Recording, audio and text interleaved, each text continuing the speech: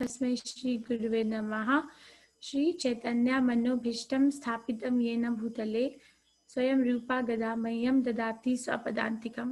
हे कृष्णा कर्ण सिंधु दीनबंधु जगतपते गोपेशा गोपिका कांता राधा कांता नमस्तुते।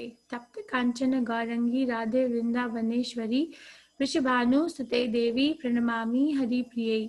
जय श्री कृष्णा चैतन्य प्रभु नित्यानंदा श्री अद्वैता गदाधार शिवसादि गौर भक्त वृंदा। हरे Krishna Krishna Krishna Hare Hare Hare Rama Ram Ram Hare Hare. So chapter 5, Purushottam Yoga, the Yoga of the Supreme Person. This is a very nice chapter. Another devotional side. So this is what we discussed yesterday in 14th chapter, conditioning of the modes, how the modes condition a living entity. By nature, the living entity is pure, but when the living entity or the soul comes in this material world, it becomes conditioned. Idam jnanam upashyata, from 1st to 9th verse. And characteristic, action and death in the mode. What are the symptoms of a person in mode of goodness, passion, ignorance? How do they act? And what happens if a living entity leaves the body in that particular mode? What is the destination? Everything was described from 10th to 18th verse. Yada sattve pravardhitu. And then transcending the modes, Krishna wants each one of us to go beyond all this goodness, passion, ignorance. 19 to 27. Mam chayu avyapicharena. Okay. Now today is Purushottam Yoga, becoming detached from the material world, from verse 1 to 5. Then transmigration of the soul is described again. How a person in knowledge can see it. Pashyanti jnana chakshushaha means the eyes which are in the knowledge can see the transmigration from 6 to 11th verse. Then Krishna is a maintainer from 12 to 15 verse, as a maintainer of all our bodies, gross, subtle and spiritual. Vedescha sarver ahameva vedyo. And summary of the Vedanta Sutra 16 to 20, wherein again Sambandha, Abhidaya and Prayojan principle is described. Iti Guhya Tamam Shastram. So let's start. This is, okay, have your seatbelts on. This is a very nice comparison Krishna is making. Shri Bhagavan Vacha. Oh, the children want to say? Sapna, you're raising your hand. Okay, go ahead. Unmute yourself. Hare Krishna Mataji. Hare Krishna. Shri Bhagavanuvacha Urdhva Moolam Adha Sakham Ashwatham Prahur Avyayam Chandam Siyasya Bharnani Yastam Vedasa Veda Ved. Thank you so much. So Krishna is saying, Shri Bhagavan Vacha, Urdhva Moolam Adha Shakham Ashwatham Prahur Avyayam. Ashwatham means which does not stay, which is temporary. Chandam si yasya pranani, yastam vedasa vedavet. Okay, meaning the Supreme Personality of Godhead said, it is said that there is an imperishable banyan tree which has its roots upward and its branches down, and whose leaves are the Vedic hymns. One who knows this tree is the knower of the Vedas. So Krishna is comparing this material world to an upside down banyan tree. We have an experience of a tree where the roots are down and the trunk is up, right? The root is planted in the earth and then the tree grows up. But Krishna is saying this world is like a banyan tree, imperishable banyan tree, which has its roots upward, upside down, and branches down, and whose leaves represent the Vedic hymns. So the creation of the tree is from upside down. Where is that tree seen in our life? Where do we see such a tree? We see it on the bank of a river. If there is a tree and the river water is very still, is not disturbed, then the tree on the bank of the river, the reflection of the tree appears upside down, right? The branches are down and the roots are up. So this is the tree. I'll go through the two verses and I'll come back to this painting again. Okay. The branches of this tree extend downward and upward. Banyan tree, if you have seen, I have seen a banyan tree in my life. If you have seen a banyan tree ever, huge. It looks like as if you have entered, like I entered inside like some house. Huge. The branches are going everywhere. Some branches are going up, down. Roots are going up, down. It looks like little. I felt scared when I went inside the banyan tree. It extends miles and miles. The branches of this tree extend downward and upward, nourished by the three modes of material nature. The twigs are the objects of senses. This tree has its roots going down, and these are bound to the fruitive actions of the human society. So, what is happening is that this is the material world, okay, the down painting, and the roots. Krishna is comparing this world as an upside down banyan tree with a root up and a branches down. The root is up means it is starting from Brahmaloka, the topmost planet in this world. As the tree in this world is nourished by earth, it derives all its nutrition and water from the earth. This tree, this banyan tree of material existence, is nourished by the three modes of material nature: passion, ignorance, and goodness. And it is based on the desire. So the desire of a living entity is an interface between the spiritual world and the material world. It is the desire, such a powerful thing that if I desire to go to spiritual world, shoo, you have an information, you can follow the process. Desire to stay here, stay here. So it's an interface. The desire is an interface nourished by three modes of material nature. Upward root, the topmost root represents Brahmaloka. The tree, the leaves represents the Vedic hymns. The fruits represents dharma, artha, kama, moksha. Religiosity, artha means economic development, kama means sense gratification, and moksha is liberation. You see, everything is here. Very complicated appearing tree, right? And then it has its branches downwards and upwards. The branches which are going upward represents the upper planetary system. You see these demigods. Lord Shiv, Lord Ganesha is here, Gandharvas are here. The demigods, they are on the upper branches, which represents upper planetary systems. And the lower branches represents the lower planetary systems, lower planets, Earth, earthly planet, or hellish planets. Okay, now the the tips of the branches represents the senses. The twigs represents the sense objects. There is sense object somewhere. And then the roots which are going, this is a banyan tree, so some roots are going up, some roots are going down. The subsidiary roots, see, upgoing roots is pious acts, downcoming roots is impious acts. So we are here in this complexity of material world, jumping from one branch to another branch or one planet to another planet. Krishna, what does Krishna want? Krishna says, cut it, cut the root with detachment and determination. Cut it. So this person is cutting the devotee. So I'll again go over. This is from my Bhakti Shastri. So banyan tree, the material world, is perverted reflection of the spiritual world. Okay, let's go over from clockwise. So the interface is reflection on the desire. As the tree on a bank of a river, the reflection is on the water, right? Like that, the reflection or the original tree is the spiritual world. Again, going back here, the original world is spiritual world, this one. But it is reflected and is appearing upside down. And what is it reflected on? What is the interface? The interface is the desire of a living entity. That's what Krishna is saying. Okay, so I'll not change the screen. We'll go over this. So reflection on the desire of the original tree. The roots, real roots grow upwards. I showed you the topmost planet Brahmaloka. Secondary roots which grow downwards, Bhuloka, or downward planets. And the roots are nourished by attachment, aversion. What keeps us? What keeps this tree rooted in this world? What is it? Because of our attachment and aversion to things, and because we are bound to fruitive activities in the human society. And then there are branches which represents upper and lower planets. The leaves of the tree represents Vedic hymns. The twigs represent sense objects. The tips represents the senses. The fruits represents dharma, artha, kama, moksha. Sorry, it hasn't come properly. The living entities involvement. Hops, so we are in this tree of material existence. What are we doing here?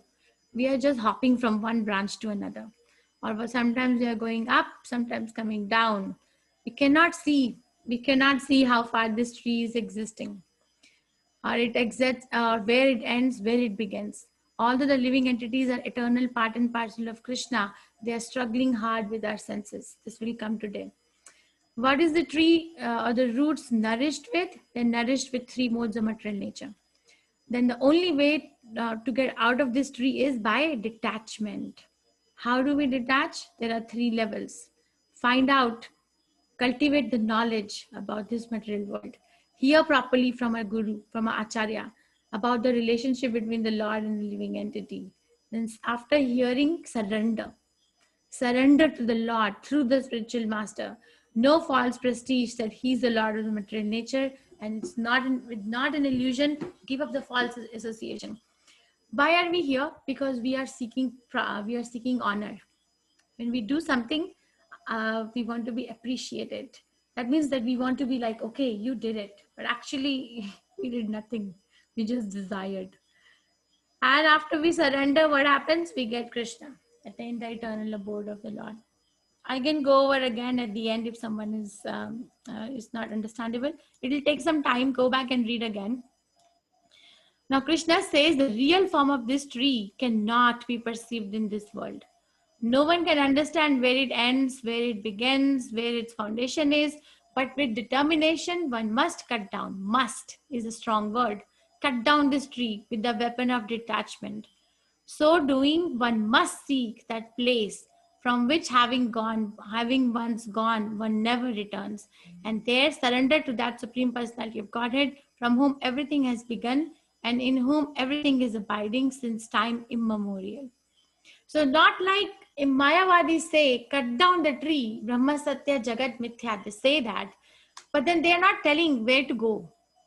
We are living in this world. They are saying this world is false. Leave it. Brahman is true. Okay, this world is false according to Mayavad philosophy. According to Vaishnava philosophy, this world is temporary, not false. It's temporary. The fault in their philosophy is that they say, okay, get out of this tree, cut the weapon, cut it with the weapon of detachment, but go where? I'm a living entity. If I am leaving this room, I have to go to some other room. I cannot be like in the air, right? But they say that go and merge in the energy.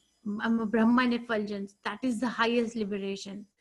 But no, that is not the highest liberation. Here, the liberation is saying surrender to that Supreme Personality of Godhead, from whom everything has begun and in whom everything is abiding since time immemorial. So, Vaishnava philosophy is superior. Why? Because it leads us to the lotus feet of Krishna. Go there. Because even if I go to Brahman effulgence, I still have a chance of coming back to this material world. But if I go to Krishna, then there is no chance of coming back to this world again. Okay, the children want to say, Aditi, you can unmute yourself. Natad bhashyate. Natad surano sasanko na pavakaha yadgatva na nirvante tadama paramam mama. Hare Krishna. Thank you. So Krishna is giving information now. Okay, you're living in this material world. The leaves are Vedic hymns. You're doing dharma, artha, kama, and then up to the level of moksha. And I'm telling you, come to me.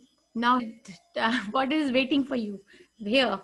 You know, if I want to go to some other country, first is I want to find out what is there in that country, right? For me, what is there? That is the definition of a conditioned soul. The definition of a conditioned soul is whenever there is activity, the conditioned soul thinks, what is it in for me? First is me, not Krishna. Krishna knows it. So Krishna is giving the information. Natad bhashyate suryo na shashanko na pavakaha yad gatva na nivartante tad dhama paramam mama. That abode of mine where I'm calling you is not illumined by the sun or moon, not by electricity. One who reaches it never returns to this material world. So this place called Goloka Vrindavan or Vaikuntha planets around Goloka Vrindavan, they are self-effulgent. Like this world, if there is no sun, there is no moon, is dark. It's dark, right? The light is coming from sun or moon. But Krishna's planet is self-effulgent because it's effulgence from the body of Krishna.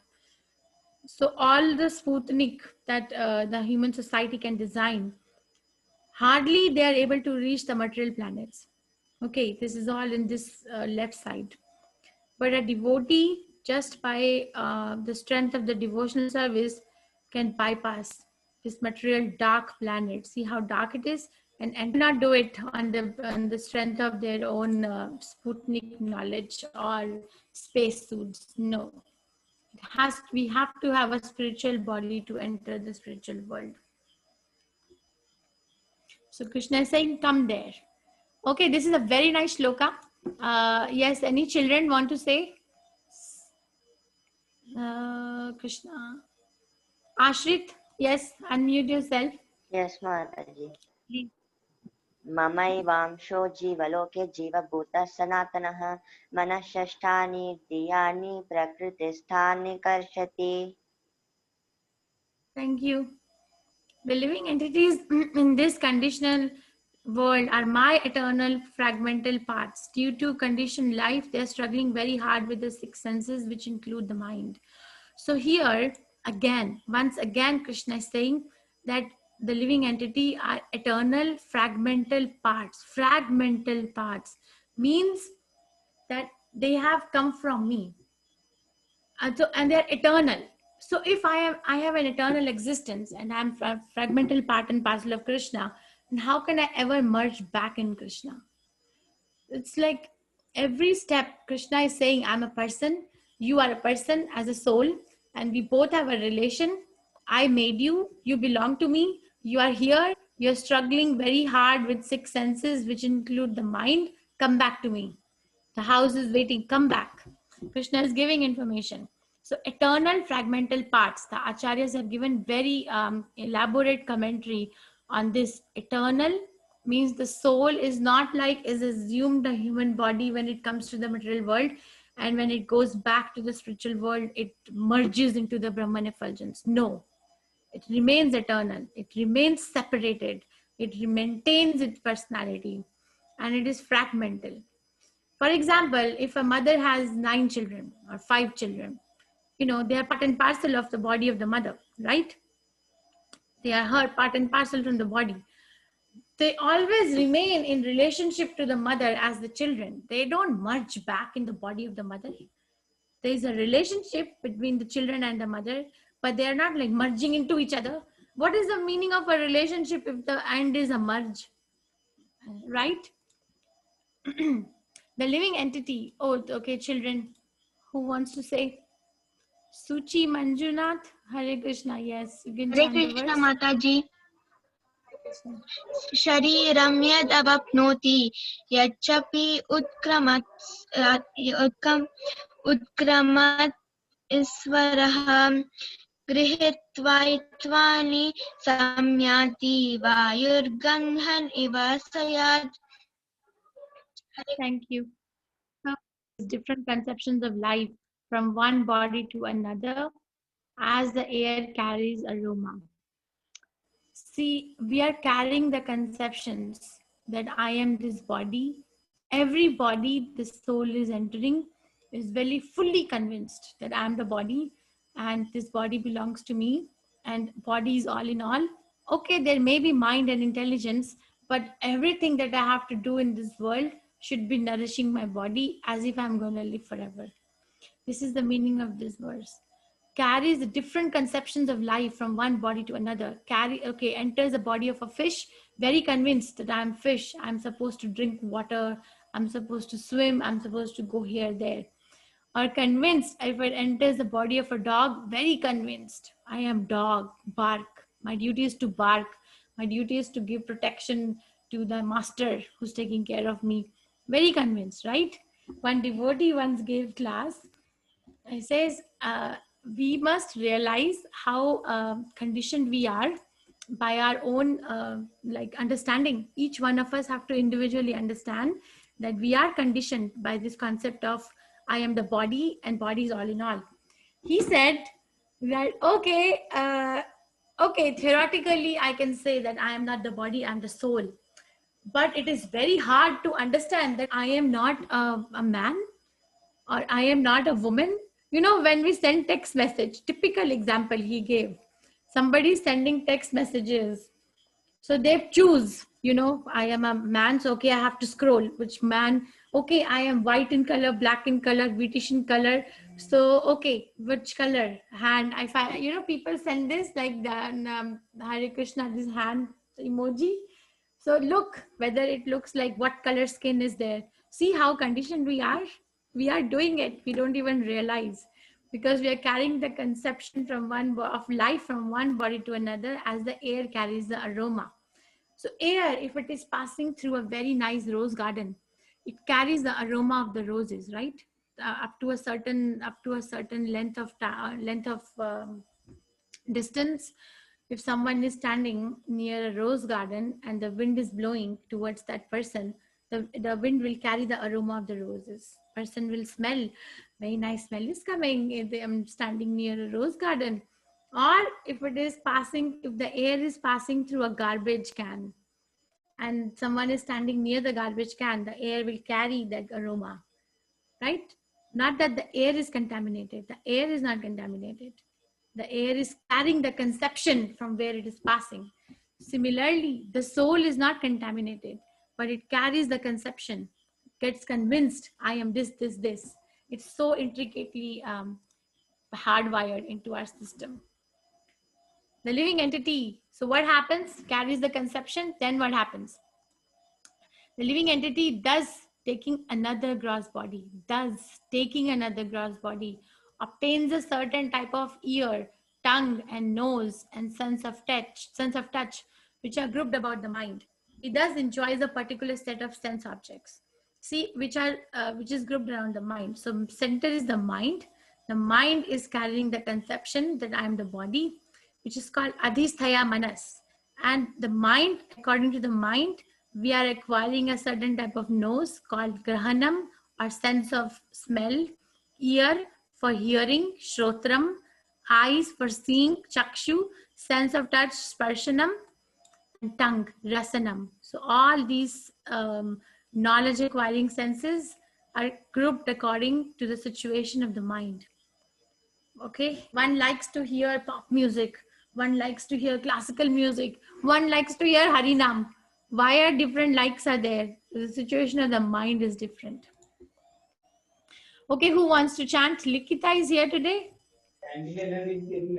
Mataji, can you make Roshan the co-host? He got disconnected in between. Yes, Likita is here. Okay. Yeah, Likita, you can unmute yourself. Oh no.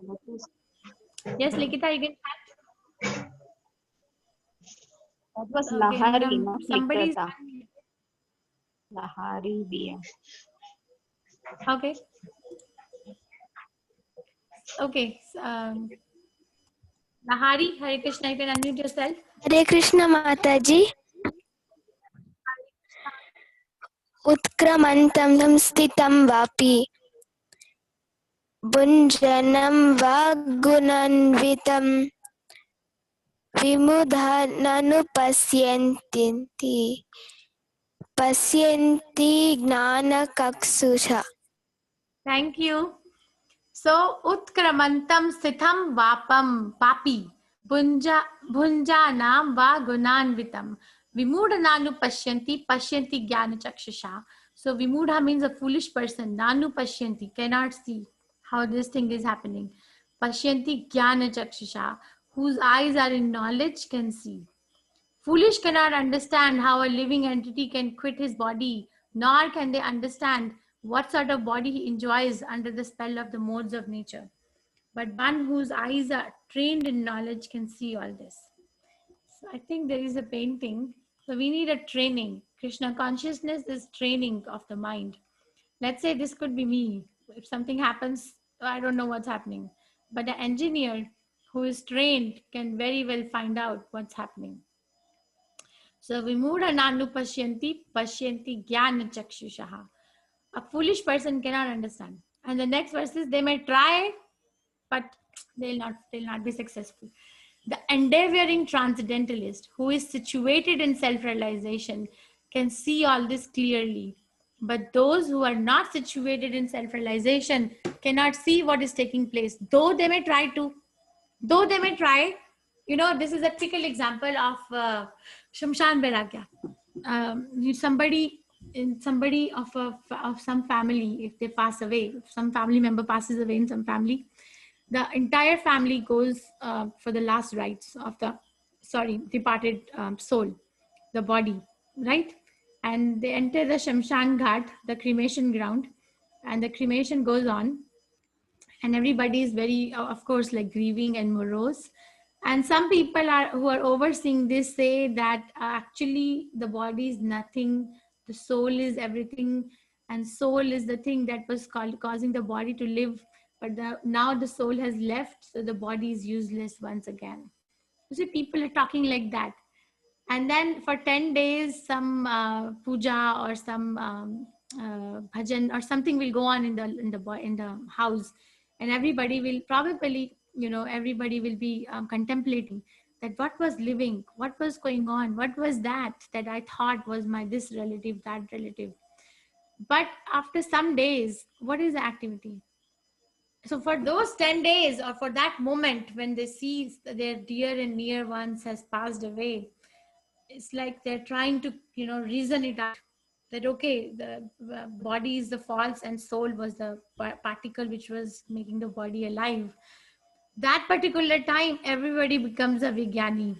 Everybody is like trying to reason out and trying to give each other Shastric evidences. Read 2nd chapter Bhagavad Gita, right? But after some days, what happens? What to do? We have to go on living. Okay, it's so frustrating. Just make me a cup of tea. I can't tolerate. Because that is called Shamshan Vairagya. Or turn on the TV. Let me take my mind off. Just turn on the TV. That's Shamshan Vairagya. Because that person is a foolish, not situated in self-realization, cannot see what is taking place, though they are trying their best with their mental power, with the muscle of the brain, trying their best to understand, but cannot. That is what it means. From 12th verse to 15th verse, Krishna is going to tell how he is maintaining us completely. Holistically, he's maintaining us. He's maintaining our gross body, he's maintaining our subtle body, and he's maintaining our spiritual body. How? So the splendor of the sun, which dissipates the darkness of this world, whole world, comes from me. The splendor of the moon and the splendor of the fire also comes from me. So if we don't have sun, if we don't have moon, then we cannot have fire. And if we don't have fire, then we have nothing.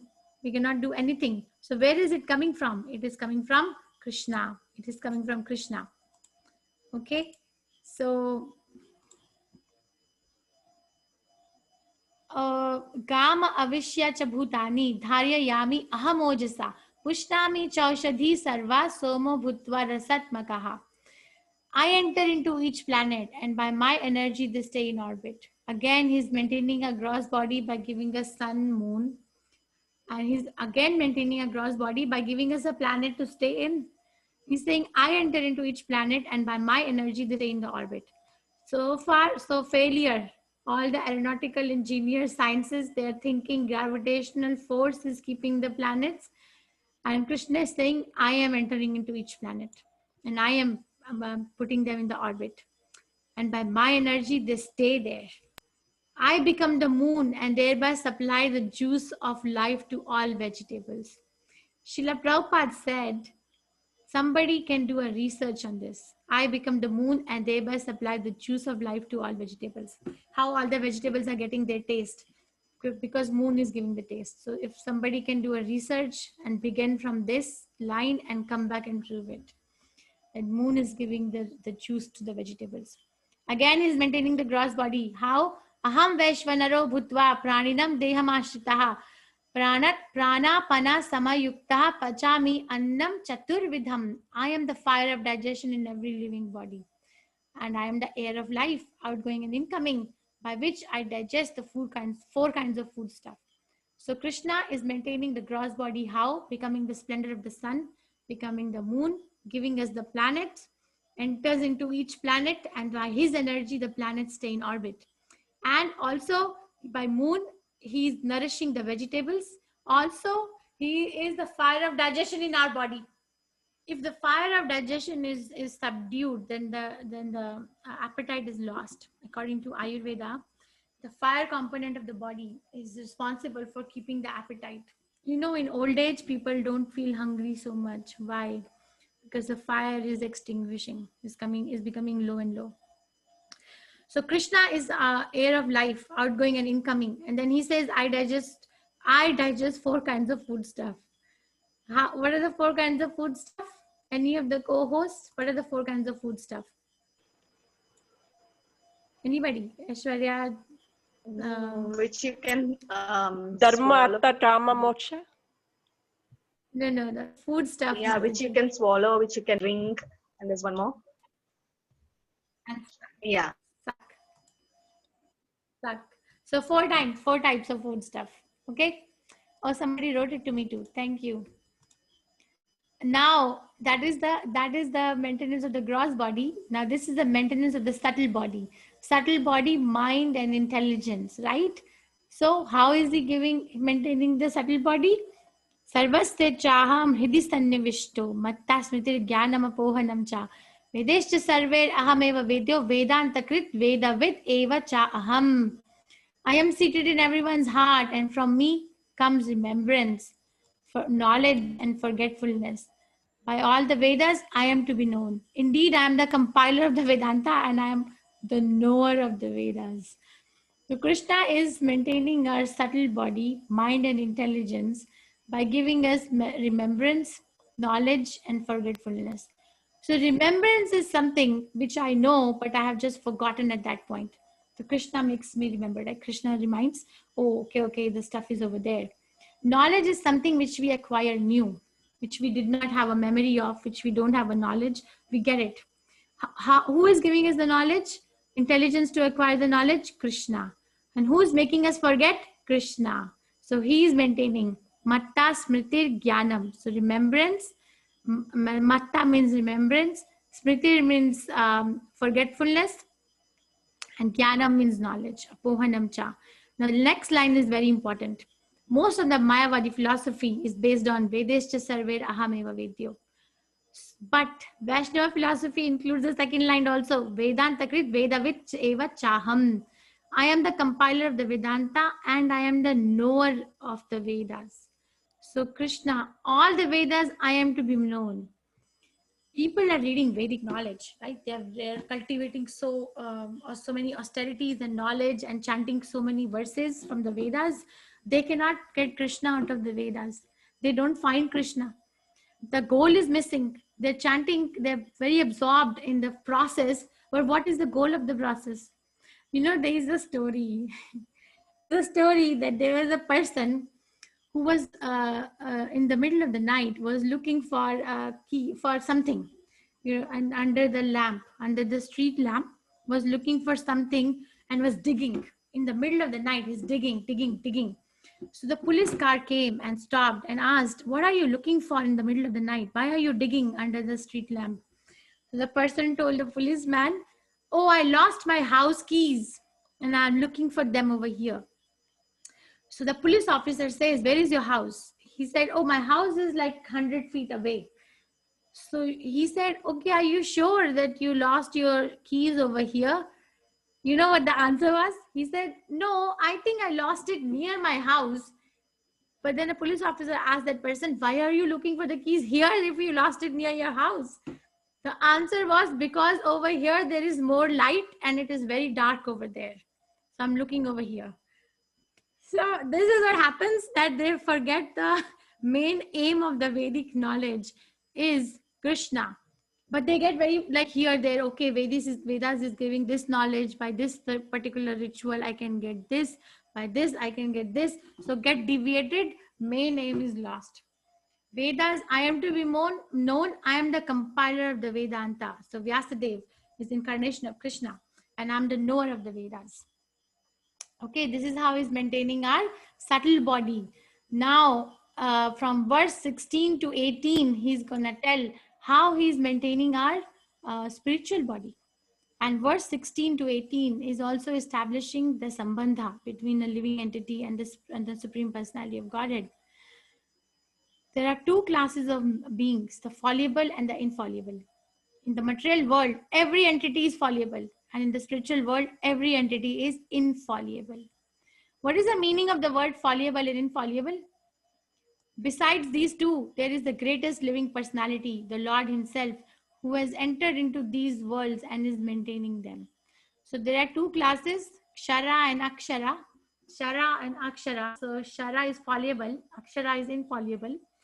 And material world, every entity is fallible. Spiritual world, every entity is infallible.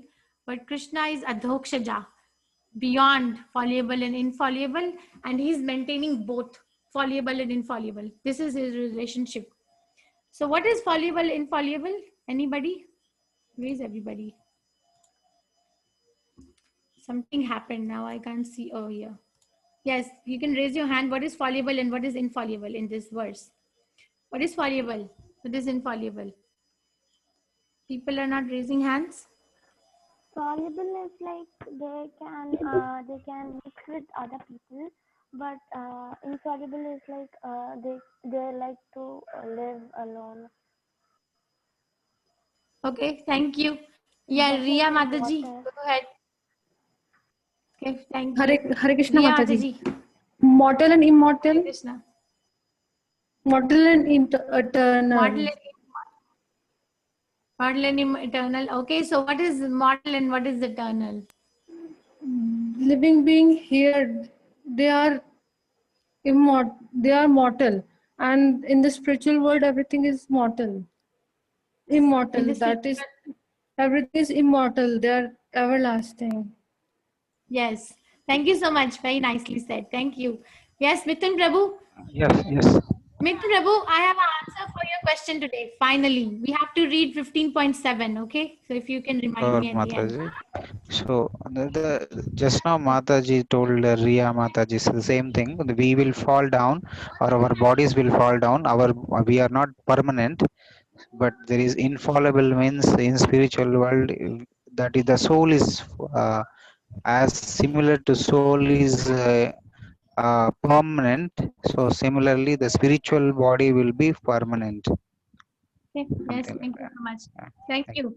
Yes, so fallible, infallible. Fallible means who has come to this material world and now has acquired a material body and is dancing under the spell of the need of the Maya.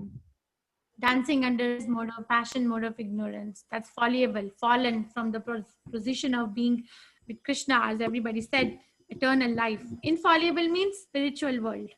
Everybody is busy in serving Krishna. They don't know anything beyond Krishna. Here we are getting trained how to know Krishna. There they don't know anything other than Krishna. Nothing. They don't have life. The gopis are cursing Brahma. They curse Brahma. You know why? Because Brahma made the eyelids. So he made the eyelids, so we have to blink the eyelid. And that for that fraction of a second, they can't see Krishna because they have to blink. So they curse Brahma for that.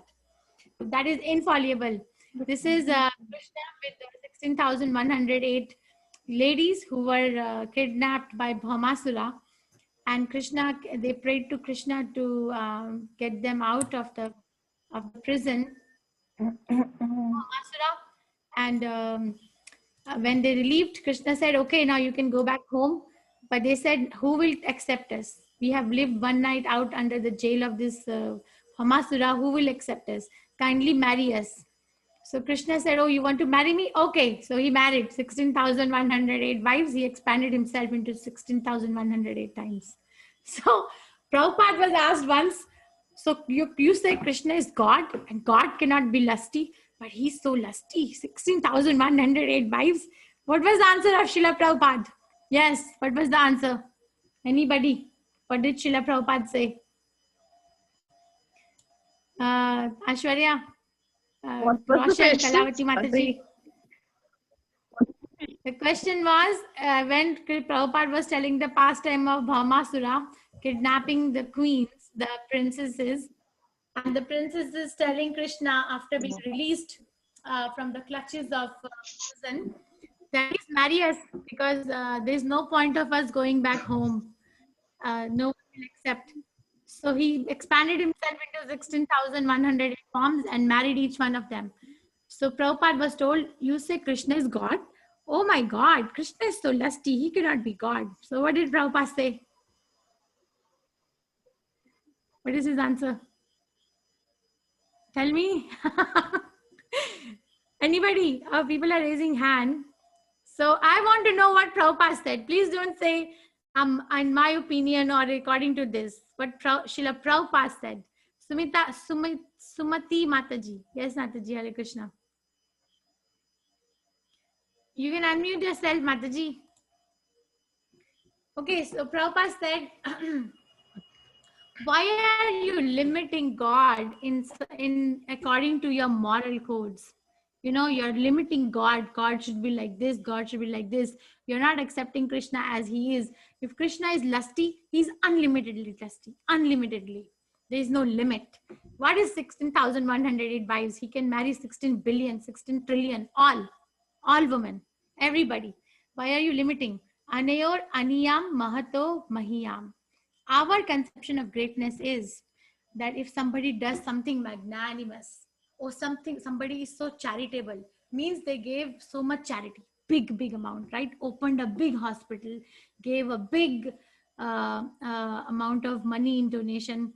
So big. Our mind is conditioned to think that big magnanimous means big, very big, grossly. But Prabhupada says Krishna is Anayor Aniyan Mahato Mahiyan. He's greater than the greatest and he's also smaller than the smallest.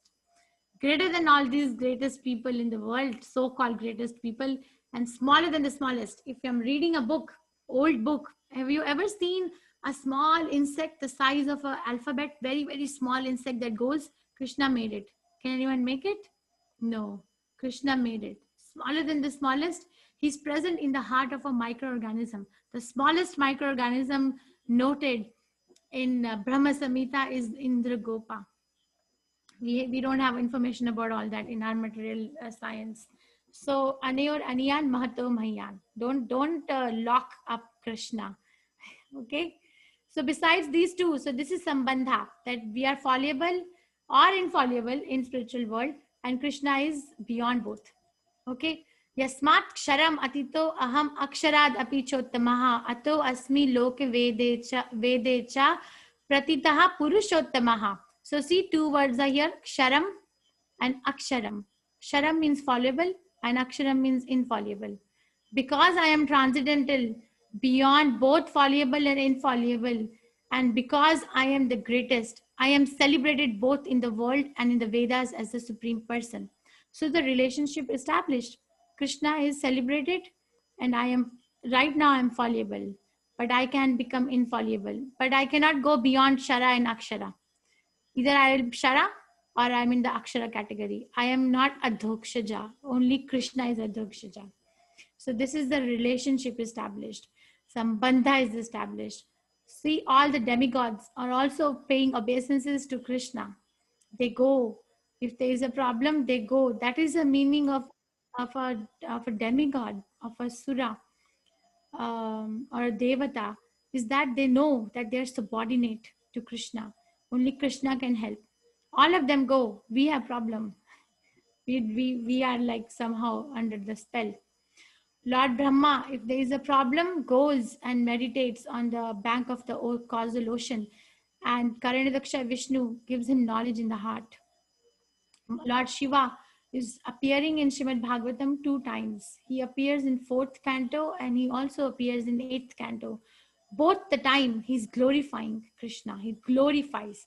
The prayers that Lord Shiva is offering in Bhagavatam are supreme most. The words like memorizing, reading. He's always meditating. What is he meditating on? Sankarshan form of Krishna. So this verse establishes the abhidaya, the activity. Okay, children who can say Sapna, Hare Krishna, you can unmute yourself. Hare You can Krishna chant. Mataji. Yo mam evam asamudo janati purushottamam sa sarva vidbhajati mam sarva bhavena bharata. Thank you. Very nicely said. So whoever knows me as the Supreme Personality of Godhead without doubting is to be understood as the knower of everything. And he therefore engages himself in full devotional. Person is very busy in studying the Vedas and is not finding Krishna, is finding something else other than Krishna. Sorry, paste. Still has to take birth, still has to go through more training. But a devotee who is engaged in the devotional service of the Supreme Personality of Godhead directly under the supervision of an acharya, of a guru, he's better because he's the knower of everything. Why is the knower of everything? Because Vedeshta Sarver Ahameva Vedya. Because the goal of studying all the Vedic knowledge is to understand that Krishna is the Supreme Personality of Godhead. Krishna is the goal. Aham Eva Vedya. Of all the Vedic knowledge, it is to be understood that Krishna is the goal. So that person is already going higher, already knows Krishna is the goal, now going further step. But the person who is very engrossed in Vedic knowledge and is studying this, that, analyzing this, and not finding Krishna, not superior. What is the symptom of that person who is the knower of everything? Engages himself in full devotional service. So that is Abhidaya. Abhidaya means activity in a relationship. And this is the last verse. This is the most confidential part of the Vedic scripture, O sinless one, and it is disclosed now by me. Whoever understands this will become wise, and his endeavors will know perfection. So very confidential that everybody either is fallible or infallible. Krishna is beyond fallible or infallible, and Krishna is maintaining. We are maintained, and whoever knows this engages in full devotional service. What is the goal? The goal is that that person's endeavors will know the perfection. This is the most confidential part of the Vedic scriptures. So it's locked up. So even if I'm studying the Vedas, I can't find, because it's confidential. It has to be revealed by Acharya. Okay, so this is Prayojana. So Sambandha from 16th to 18th, 19th verse, Prayojana, 20th verse, 19th verse is Abhidaya, or the activity in a relationship with the Supreme Personality of Godhead. And 20th verse is Prayojan. What is the goal? What is the goal? His endeavors will know perfection. We are looking for perfection, right? One time I was cooking and making dal vada in the kitchen, and I was thinking, yeah, vadas are coming different shapes, like maps of the world. They are not perfect. So I have a desire to be perfect, but it's not coming. Why? Because I'm imperfect. So this is the topic, becoming detached from material world. There's a banyan tree, Urdhva Moolam Adho Shakha. From 1st to 5th. From 1st to 5th, there is another corollary. In 20th verse purport, Bhakti Vinod Thakur Prabhupada says that we are, a living entity is living in this world because of the anarthas, because of the anarthas means misgivings of the heart. So what are the misgivings? The first misgiving is that I want to be the Lord of all I survey. If I find something in this material world, if I become a so-called big man of this world, then I take the credit for it. I did it. So that means I have a tendency to lord it over. Like, see, I am the material nature subordinate. So that's worst anartha. What happens with that anartha? We develop attachment and aversion. We like something and we dislike something. Although constitutionally I am eternal, I am not even touched. So Bhakti Vinod Thakur Prabhupada says the first 5 verses of this chapter describe these anarthas and how to get out of it. And from 6th to 20th verse describes the meditation in Purushottam or Purushottam Yoga. So becoming detached from the material world, first 5 verses, describe the anartha and also describe the method to develop a weapon of detachment. Asanga shastrena tride chitva. A Sangha, get out, to disassociate. Sangha means associate, Asangha means disassociate. Shastrena, with a weapon. Shastra means weapon of detachment. Transmigration of the soul is described from 6 to 11. Pashyanti Jnana Chakshushaha. Remember I described Samshan Vairagya? And Krishna is the maintainer from 12 to 15, maintainer of the gross body, of the subtle body, and of the spiritual body. Gross body, how he is maintaining? How he is maintaining? He becomes the sun and moon. He enters the orbit of each planet and puts them in their place.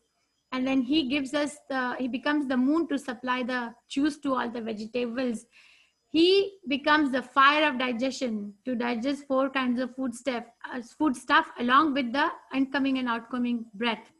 How is he maintaining the subtle body? Matta smritir jnanam, remembrance, forgetfulness, and knowledge. How is he maintaining the spiritual body? By giving us the accommodation. The soul wants to enjoy this world. He makes this world. So Shara and Akshara. And Vedesha Sarver Ahameva Vedya. All the Vedic knowledge should culminate in finding out that Krishna is the Supreme Personality of Godhead. Whoever says, I am the Vedic scholar, ask them. Ask them who is God. If they're able to tell Krishna is the Supreme Personality of Godhead, okay, your Vedic knowledge is perfect. And if they say, this is God, that is God, and I'm still looking, no. Summary of the Vedanta Sutra, 16 to 20th. Every time there's going to be a summary of a Vedanta Sutra, it will all the time culminate in Sambandha Abhideya Prayojan. What is my relationship with Krishna? What is the activity in that relationship? And what is the goal of that activity and relationship? Iti Guhya Tamam Shastram, very confidential knowledge. So we end the summary here. I am going to bring up the chapter. And if you all have your Bhagavad Gita with you, please open. Can we chant the whole 20 verses together? It takes about 6 minutes. I think the...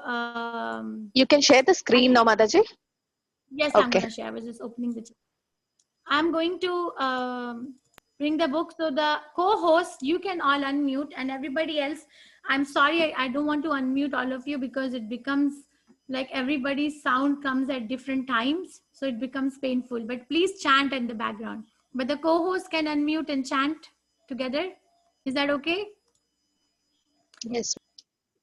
Okay, so you can all unmute. Aishwarya Mataji, Kalavati Mataji, Karthik, Prabhu, Roshan, and Anurag Prabhu was here too. Did he leave? Okay, Prabhu, you can unmute. So we'll chant the whole.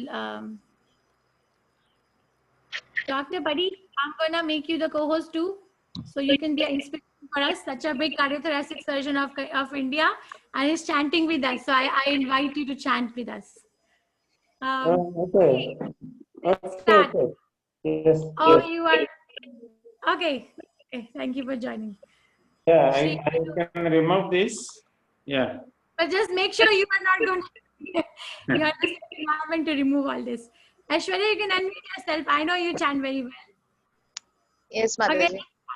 Please don't leave. Please, this is Purushottam Mass. Please, let's chant the whole Purushottam Yoga together, and then you all can leave. And it's okay if you don't chant perfectly. Let's start. Shri Bhagavan Vacha Moolamadashakam Ashvatam Prahuravyayam Yantam Siyasya Parnani Yastam Veda Saveda Shri Bhagavan Vacha. 1 second. Aishwarya. Mataji, instead you just only make one person unmuted. Oh, you mean that it is becoming painful? Yeah. Okay. It will have a lot of echo. So maybe who would want to do? Dr. Paddy, would you like to lead? No. Let these children read. I think they are doing good job. One of the children who can read, that may be better. Children? One child, then other children will feel bad. They message me that only you allow one person and the other person is not You allowed. can lead, Mataji. But Aishwarya, I was going to tell you to lead.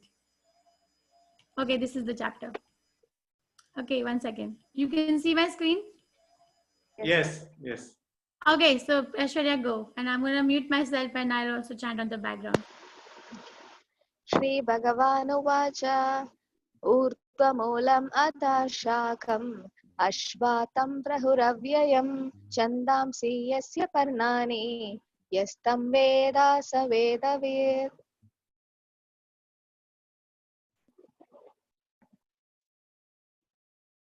If you have your Bhagavad Gita, you can open that also, Aishwarya. Yes.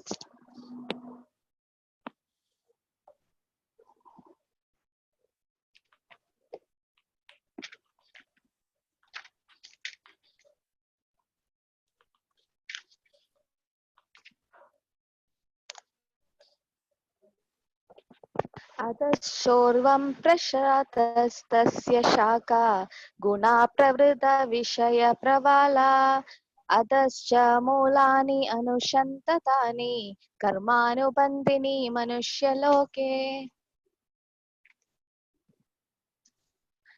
न रूपम् अश्येह ततोपलाभयेत् नन्तो न चादिर्न च सम्प्रतिष्ठा अश्वातम् एनं सुविरुद्धमूलम् अशङ्कशास्त्रेण धृतेन चित्वा तदा पदं तत् परिमार्गितव्ययम् यस्मिन् गता न निवर्तान्ति भूया तमेव चाद्यं पुरुषं प्रपद्ये यथा प्रवृत्ति प्रसृतः पुराणी. निर्माणमोहाजितसङ्गदोष आध्यात्मनित्या विनिवृत्तकामा दण्डवैर्विमुक्ता सुखदुःखसंज्ञैः गच्छन्ति अमूढा पदमव्ययं तत्. न तद्भाष्यते सूर्यो न शशाङ्को न पावका यद्गत्वा न निवर्तन्ते तद्धामं परमं मम.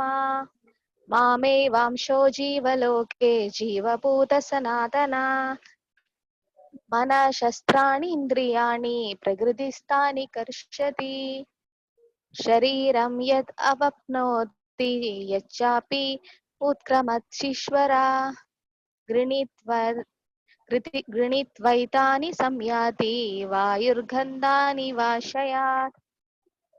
श्रोत्रं चक्षुस्पर्शनं च रसनं गृह्णनम् एव च अधिष्ठाय मनश्चायं विषयान् उपसेवते उत्क्रामन्तं स्थितं वापि भुञ्जानं वा गुणान्वितं विमुद्दननुपश्यन्ति पश्यन्ति ज्ञानचक्षुषः. यत् आदित्यगतं तेजो जगत् भाषायतेऽखिलम् यच्चन्द्रमसि यच्चाग्नो तत्तेजो विधिमामकम् गम् अविश्य च भूतानि दर्यामि अहमोजसा पुष्णामि चौषधि सर्वा सोम भूत्वा रसात्मका. अहं वैश्वनरो भूत्वा प्रणीनं देहमाश्रिता प्राणापानसंयुक्त पश्यामि अनं चतुर्विधम् सर्वस्य चाहं हृदि सन्निविष्टो मत्तस्मृतिज्ञानमपोहनं च वेदैश्च सर्वमहमेव वेद्यो वेदान्तकृद्वेदविदेव चाहम्. त्वविमौ पुरुषौ लोके क्षरश्चक्षर एव च क्षर सर्वाणि भूतानि भूतस्थोऽक्षर उच्यते. उत्तमा पुरुषत्वन्ये परमत्ने उदाहृदा यो लोकात्रयम् अविश्य बिभ्रति अव्यय ईश्वरा. यस्माक्षरमतीतोऽहम् अक्षरात् अभिचोत्तमा अतोऽस्मि लोकवेदेश प्रतीता पुरुषोत्तमा. यो माम् एव असामुद्धो जनाति पुरुषोत्तमं स सर्वविद् भजन्ति मां सर्वभावेन भारत. इति गुह्यतमं शास्त्रम् इदम् उक्तं मया नघ इदात् बुद्ध्वा बुद्धिमान् स्यात् कृतकृत्यश्च भारत. ओम तत्सत्. Thank you so much. It was so nice. Thank you, Aishwarya. Thank you. So, what do? I will break out the rooms, and you all can make sure, please, Aishwarya, Roshan, and Kalavati Mataji, you are in different rooms for maybe 5-10 minutes. Yes, ma'am. And then we'll come back. Okay. Please make sure no room is without anyone, any co-host. So whoever is staying behind, if they have any questions, please feel free to ask.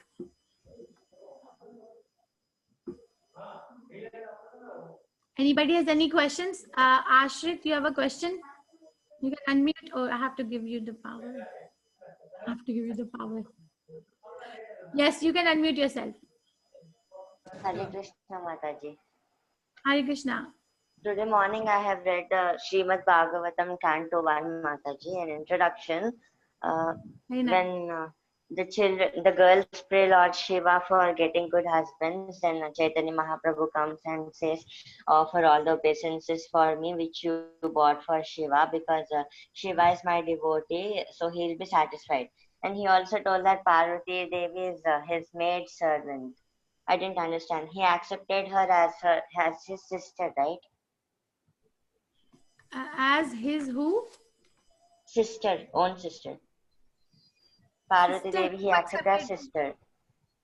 Who is whose sister? I'm sorry, I'm not connecting with Lord you. Vishnu's sister is Parvati, right? So Chaitanya Mahaprabhu is saying that Sati is the maid servant of Lord. She is the maid servant of Lord Shiva. That's the Vedic culture. That don't take it literally. You have to take the bhava of the culture. If you take it literally, then it's going to be painful. Then it's going to be like gender bias, man, woman. Can you please say me what is that? I didn't understand. In Mayavadi, and you told something, Mataji. What is your question? Mayavadi concept, something you told. I didn't Your understand. first question, is it clear that Mother Sati Yes, is Mata. the maid servant of Lord Shiva, which is a Vedic conception of exalted and chaste wife? It's actually a respect that you're very chaste to your husband, that you belong to your husband. And what is your other question, Mayavadi? Yes, Mataji. I didn't understand what is Mayavadi concept is about. Mayavadi concept is about that they say Brahma Satya Jagat Mithya. They say that there is consciousness. They don't see a person behind the consciousness. They just, their philosophy begins and ends in the consciousness concept. But there is a person behind the consciousness. Like right now, you are a person, right? You're living. You can feel the pains and pleasures of your body. If I pinch your back, you have never seen your back without the help of a mirror, but you will feel it. Why? Because you have consciousness. But who is the possessor of the consciousness is more important. The Mayavad philosophy gets to, okay, Brahman is the eternal feature of Krishna. But no, Krishna as the supreme person is the best feature of understanding of Bhagwan. Okay, Mataji. If you chant Hare Krishna, you will understand all this. Yes, Neha Mataji, Hare Krishna. Hare Krishna Mataji. I just had one question out of random thinking. You mentioned that we all in this, we keep changing, the soul keeps changing from one body to other. So is there a discussion on the concept of a ghost, like somebody who doesn't get a body? Is he like moving around or what? Did we read it in 8th chapter? Like people, for someone is at the time of death is antakale chamam asmin. If chaman smaranam, if someone is thinking of Krishna at the time of leaving the body, then that person ends up with Krishna. Someone is thinking of demigods that they're attached to, that they end up in the planet of the demigod. If someone is thinking of the ancestors, then they end up in the ancestral planet. If someone is thinking of gross foolish activity, then they don't get a body, ghost body. And the ghost body is nothing but a subtle body. Ghost means no gross feature. This body that you look at when you look in the mirror, that is missing. Only the mind, intelligence, and false ego is there. That is roaming around, still looking. Mind cannot enjoy by its own accord. It needs a gross body to enter and enjoy. So ghost means no gross body. Okay. Priyanka Mataji, Neha Mataji, you had a further question? No, thank you. Okay, Hare Krishna. Priyanka Mataji, please go ahead. Hare Krishna Mataji. Hare Krishna. We know that eating meat is not good for us. So I tell this to my friends or family members. So one of my friend was asking, we also eat vegetables, right? And they are also like they come from plants. So plants are also in a way living beings. So how Yes, can we that do is that? true. And we cannot Yes. eat meat. Well, there are many levels of argument. In your teachable account. So like eating veggies is also. Okay, let me. So in your teachable, there is a PDF of why embrace vegetarianism. There is a whole article. It's included in your teachable account. You can refer to it. First of all, when we take, let's say that there is apple tree, and I take apple from the tree is not dead. Okay, the apple is taken, so it's illogical. And second of all, okay, even if they are dying, it is sinful. But jiva jivasya jivanam, one living entity subsists on the other living entity, is the law of nature. It is sinful as long as that person is not offering it to Krishna. There are different degrees of sin. If someone is stealing from somebody's backyard an apple, that is also stealing. And if someone is stealing somebody's jewelry, that is also stealing. But different punishments, right? For stealing apple and stealing jewelry. Like that, there are different punishments to what degree of sin one does. It is sinful. It is sinful if it is not offered to Krishna. So Krishna makes the food sanctified. So what does he say? He says, Patram Pushpam Phalam Toyam Yome Bhaktya Prayachati. You offer it to me, and then I absorb the sin out of it. Then you get the mercy, the sanctified food, which nourishes the memory. So isn't it applied to non-veg also? Because some people, their main source is like fishermen, only fish. Their income is only fish. So what if they worship that to Krishna? Because some people in Maharashtra does this with Lord Ganesha. So if I invite you to my house, okay, and I don't ask you what you like, I serve you what I like, and you hate it. Let's say I give you bhindi karela. Okay, Priyanka is coming to my house. I love bhindi, I love karela, I love beans, I love this. So I'm gonna make all the dishes that I like. How will you feel? You'll feel disgusted, never come back. You'll find out the reason, when can I escape from this house of Prema Kishori? I don't want to be here. So we have to give Krishna what he likes. We cannot concoct what he likes. He's saying na patram pushpam phalam toyam. He's saying patram, leaf, all vegetables, pushpam, fruit, which also includes all different kinds of veggies, like artichoke is a flower, or patram pushpam phalam is fruit. Toyam is liquid or water or juices. So he's giving it, give me this. If he would have said, give me meat, Prabhupada said, we are not vegetarian or non-vegetarian. We are Krishnatarian. Okay, we are training ourselves to become Krishnatarian, and we eat what Krishna eats. Because I want to go to Krishna. I don't want to go to a fish body. I don't want to get. If Krishna said, give me fish, we will give him fish and we will eat fish. But he's not saying it. That is why we don't do it. Okay, Mataji, and also like chai and coffee have toxins. That's the reason we avoid it. But like, what if we have it once in a while? Like not every day, but once in a blue moon. Because whenever I have it, I get that guilt of I have done something wrong. So even if we have a little bit of a desire to enjoy in this material world, even a very little desire, very little, we have to come back. Cannot go to Krishna. If I am trying to go to Krishna at the end of this body, when my soul who is living in this body is going to leave this body, I want to go to Krishna. I don't want to go to another body. Then this is the only process. There is a way. Don't feel that you're left out to struggle in your own way to find out how to give away tea and coffee. It's not like that. That is why there is this Goshti. You reveal your mind to the devotees, and the devotees reveal their mind, and then you figure out how we can advance. The goal is not to have it anytime. The goal is to get rid of the intention only. See, in third chapter of Bhagavad Gita, Krishna says that have you ever seen that when at the end of the harvest, the farmer of the field burns the dry paddy, right? Or the dry wheat or the dry grains. It burns, right? Have you ever seen it? Right. So there was wheat or it's cultivated. Now it's dry. Now it's burnt, gone. So is it really gone? It's not really gone because the roots are still there under the earth. So next season, it will again come back. It happened to me. You know, my dad, he came to my house 2 years ago and he did some lawn work for me. And in the winter, it snows here. So everything is destroyed. I was thinking, oh yeah, everything is destroyed. My father did so much work. I have to do everything again. So much time I'll have to spend. But in the spring, everything came back. I was like, whoa, everything came back. Why? Because the seeds were lying under the ground. So what I'm trying to say is superficially, I can try to get rid of a habit.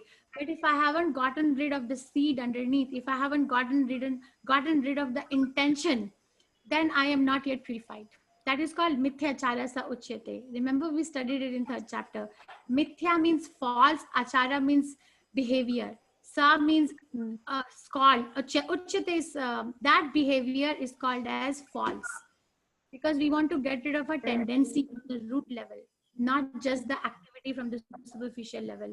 Then only one can go to Krishna. And that is thorough honesty. Okay? So we have to get rid of the tendency. And Mataji? Go ahead. Right. And all the other gods, like we have read in one chapter that Krishna has created everybody, be it God or human beings or every creature. So we also, we are devotees of other gods also. So if he can control everything, why has he created gods? So I showed you this slide, right? They're not called gods, they're called demigods, administrative and primal demigods.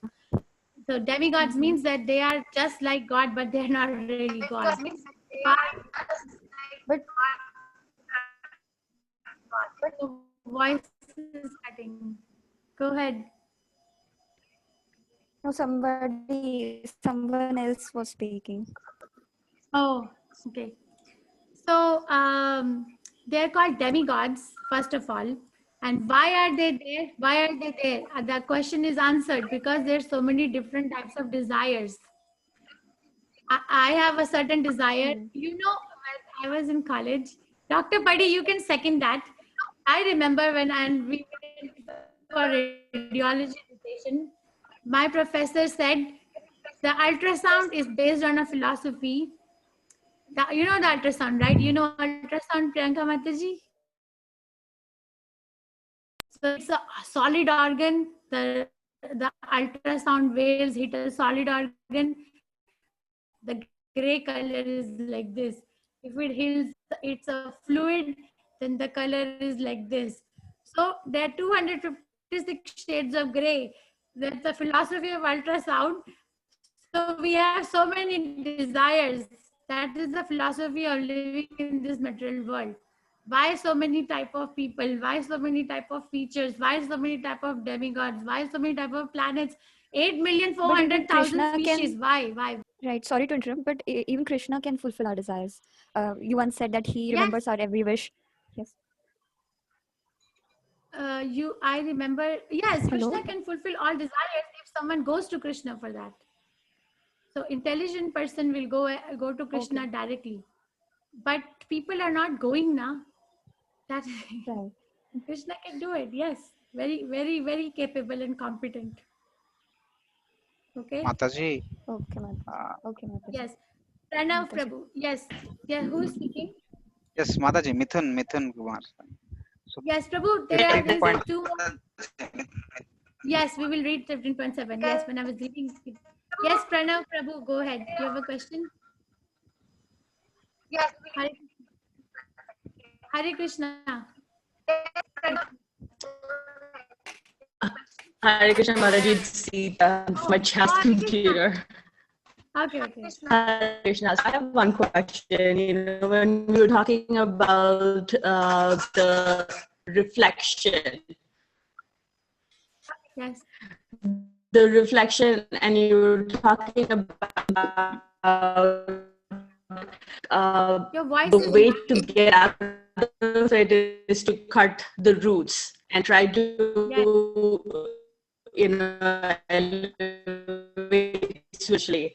How do you, while doing prescribed duty, try and step? Your voice.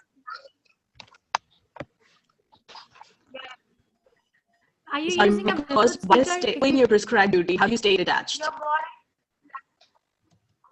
Or prescribed you, how by performing your prescribed duty you stay detached? Very easy. Let's say that Prabhupada gives example, some employee is working in a company, and the person has 9 to 5 job, goes there, works on its whatever assignment is given, comes back. The main function is to come back home, hai na? Very easy. Okay, now the company is running in loss. The managers of the company are scratching their head. Arey yaar, coronavirus has come, we are running in loss. But that person has to go do 9 to 5 job and come back, go 9 to 5 job, come back. So just go on doing it, just become See, we don't give our heart to the world. Heart belongs to Krishna or the devotees. We work. I asked this question to in the temple once in Bhagavatam class. And I was given this answer and I applied it. Works. I go to work. I'm not giving my heart. It's a work. Of course, we do our work to the utmost honesty and sincerity. But I'm not leaving my heart over there. The heart is somewhere else.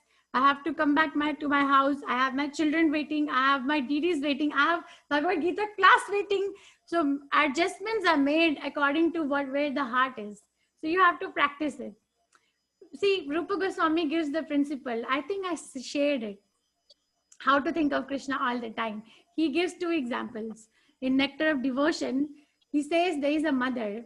The mother is folding the clothes. She washed clothes of her child. She's folding the clothes. The child is somewhere else. The minute she looks at the cloth of her child, she thinks of the child.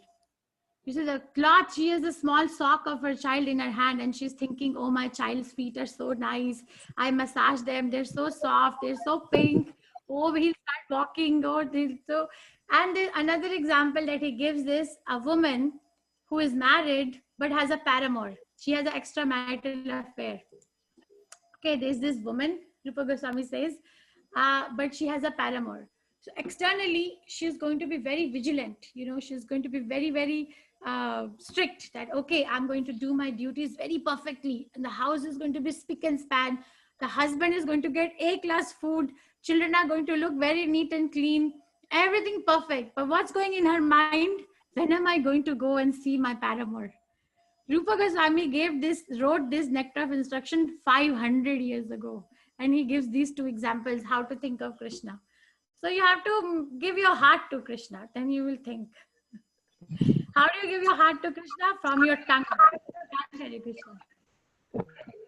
Hare Krishna, Mataji. Who is Supreme Lord? You have to tell me this. This is 15th chapter. You are my senior student. You have to tell me this now. Soumya Mataji, go ahead. Mataji, what is the difference between Brahman and Paramatma?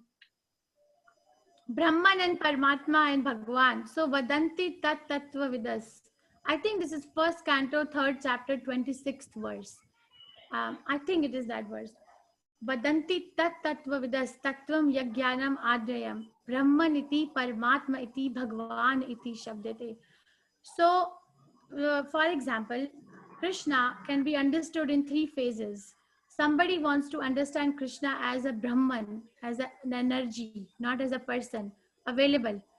Paramatma as a localized aspect in the heart, available. But the highest realization is Bhagwan feature. So Prabhupada gives example of a sun, right? So I have given this example many times. The same example Vyasadeva is writing. Sun is situated, somebody wants to know what time of the day is it. Is it evening? Is it morning? Is it night? Just go out and look out of the window. See, if somebody sees the sun shine, just the sun shine, that's That's Brahman feature. Not interested in knowing where it is coming from. A higher intelligence person, a person with higher intelligence will look up in the sky and look at the source of the sunshine and see a disk of sun in the sky, right? That's Paramatma feature. There's some personal realization. But the most intelligent person will try to look at the source behind the sun also. Will enter the sun planet and look at sun god and see, okay, sun god is maintaining everyone. So that is the difference. Mataji? Mataji, the Mayavadi philosophy, is it called Advaita Vedanta? Yes, it is.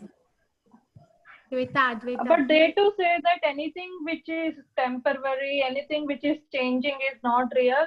So only consciousness is true. That is the Brahman philosophy according to Advaita Vedanta. Am I correct? So what is your question? My question is that Brahman, the definition correct? The definition of the Brahman is, okay, I have to take you to the Goloka chart. Give me a second. I think I showed this chart in 8th chapter, right?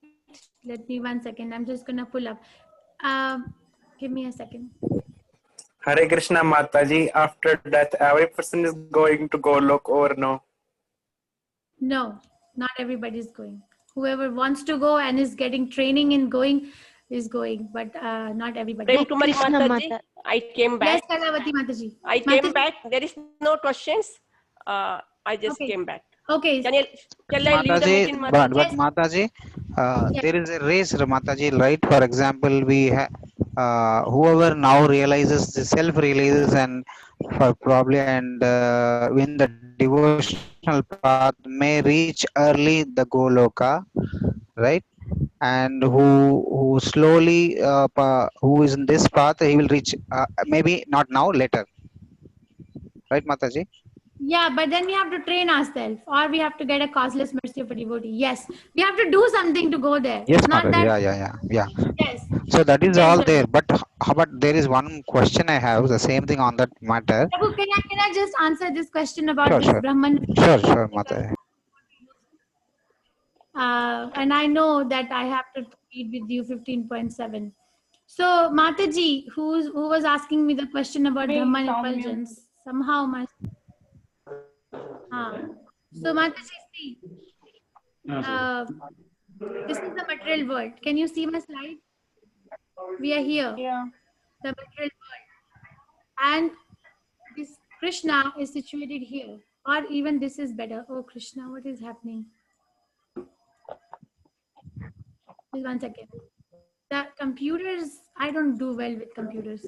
Okay, Mataji. You see, this is the material world. I want to zoom in.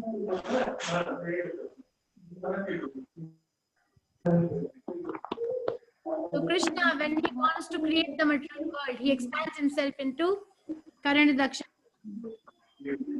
Karanadaksha Vishnu, breathing, planets come out. The material universe. There is some noise. Mataji, your voice is delaying. Samya Mataji, you unmute yourself. There was...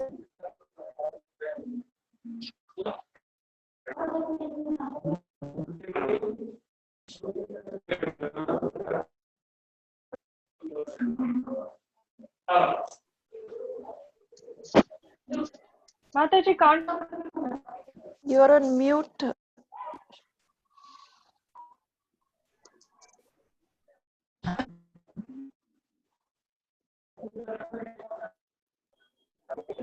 Mataji, I'm not able to hear you.